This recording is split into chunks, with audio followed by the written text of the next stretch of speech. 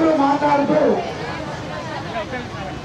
రాజీవ్ ఆరోగ్య మిషన్ కింద మా అందరినీ అపాయింట్మెంట్ ఇచ్చారు కాంగ్రెస్ పార్టీ అధికారంలో ఉన్నప్పుడు అనే మాట మీరు జ్ఞాపకం చేసినందుకు మీరందరికీ ధన్యవాదాలు తెలియజేస్తా ఉన్నా. న్యాయంగా అయితే నేను రాకూడదు. పార్టీ ప్రభుత్వంలో ఉండి మాకు కమిషన్ మెంబర్ని అపాయింట్ చేసినాక మేము కమిషన్ సభ్యులము. మా పార్టీ మీటింగ్ కూడా వెళ్ళకూడదు, పార్టీ కాండో కూడా వేయకూడదు. కనుకనే గ్రీన్ కాండో వేస్తూ ఉన్నా. అయినప్పటికీ నిన్న నాకు గెస్ట్లో మా అక్క చెల్లెళ్ళు అన్నా నేను గడగన తప్పకుండా రాదంటే ఒక సెకండ్ కూడా ఆలోచించలే. సరే వస్తా అని చెప్పిన. ఇవాళ కొందరు పెద్ద మందులు ఫోన్ చేసి నువ్వు ఆ సమావేశానికి ఎట్లా పోతావు, నువ్వు కమిషన్ సభ్యుడివి, ఏదైనా సమస్య ఉంటే కమిషన్ దగ్గరికి తీవ్రంగా పోవడం కరెక్ట్ కాదు అంటే సరే వాళ్ళకి నేను మద్దతుగా ఉంటున్నా. రాజకీయాలు మాట్లాడేది ఉన్నది, అది ఏ రాజకీయ పార్టీ సంబంధించింది కాదు. అక్క చెల్లెలకు మాటించమంటే చూడడం అనేసి ధైర్యంతో వచ్చిన. నా ధైర్యానికి నాకేమన్నా ఇబ్బందులు అయితే అందరూ మీరేనా కడదాల్సిన బాధ్యత.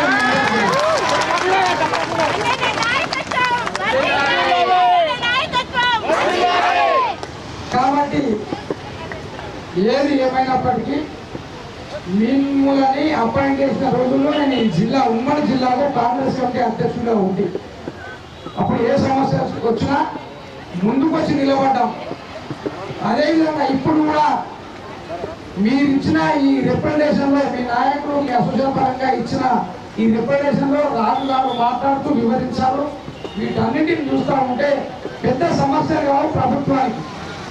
కనుక ప్రభుత్వంలో భాగంగా రేవంత్ రెడ్డి గారు ఈ రాష్ట్రానికి ముఖ్యమంత్రి, కానీ మనందరికీ అన్నదమ్ముడు.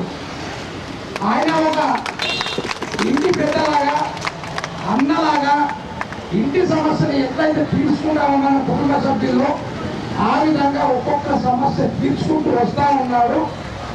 మీ సమస్య కూడా ఆయన చేయొద్దు తీర్చొద్దు అనే ఆలోచన ఉండదు, తప్పకుండా తీర్చే ఆలోచననే ఉంటాడు.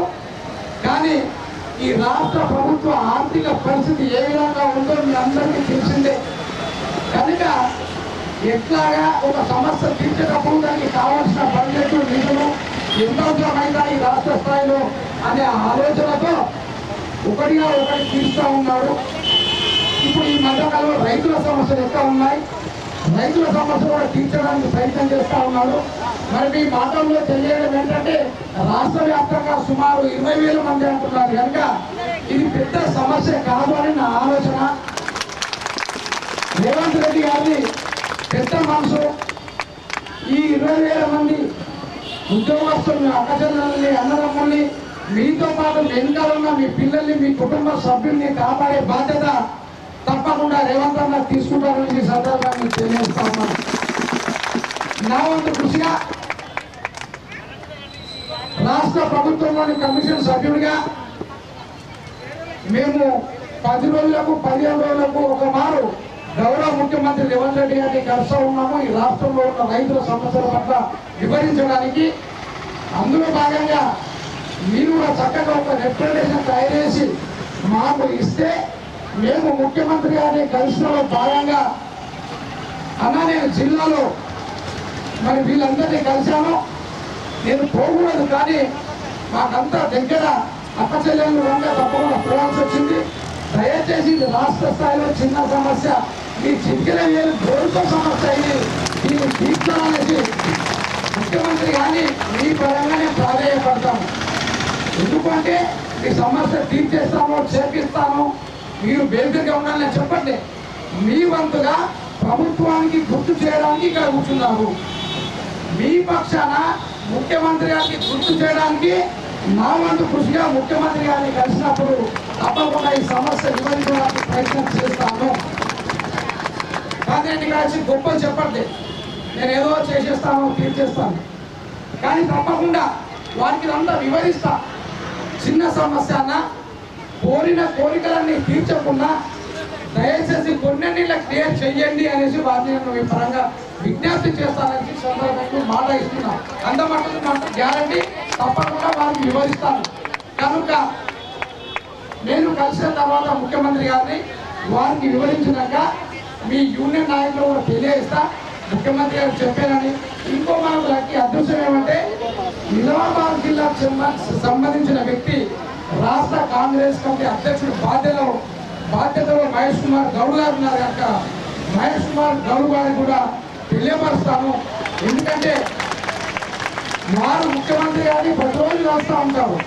సాయంకాలమా మధ్యాహ్నమా లేకపోతే నెక్స్ట్ డే మార్నింగ్ వాళ్ళు తప్పకుండా కలుస్తారు. కనుక మరి ఇంకా మహేష్ కుమార్ గౌడ్ గారు తెలియజేస్తే ఇంకా కూడా బాగుంటుంది అనేసి వారిని కూడా ఈ సందర్భం కూడా మన అక్క చెల్లెళ్ళు అన్నదమ్ములు అందరూ కలిసి వచ్చా వారు ధర్నా చేస్తున్నారు అని అంటే గవర్నమెంట్ ప్రభుత్వానికి వ్యతిరేకంగా కాదు.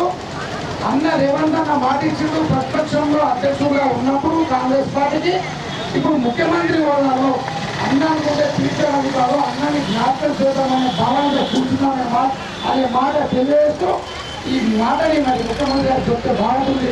ఇక్కడ కూడా ప్రభుత్వానికి వ్యతిరేకమైన నినాదాలు లేవు. నేను ప్రత్యక్షంగా వెళ్ళొచ్చాను కనుక వాళ్ళందరూ సహాయం కోరుతున్నారు. ఆ సహాయం కోరితే ఆ 20,000 కుటుంబాలకు సంబంధించిన వారి కుటుంబ సభ్యులందరూ ఈ రాష్ట్రంలో సంతోషపడతాను అని తెలియజేసి వారిని తెలియజేస్తాను. అదేవిధంగా ఇంకో మాట ఏమంటే మేము ఈ కమిషన్లో బాధ్యతగా వారానికో 10 రోజులకు ఉప ముఖ్యమంత్రి గారిని కూడా కలుస్తూ ఉంటాం.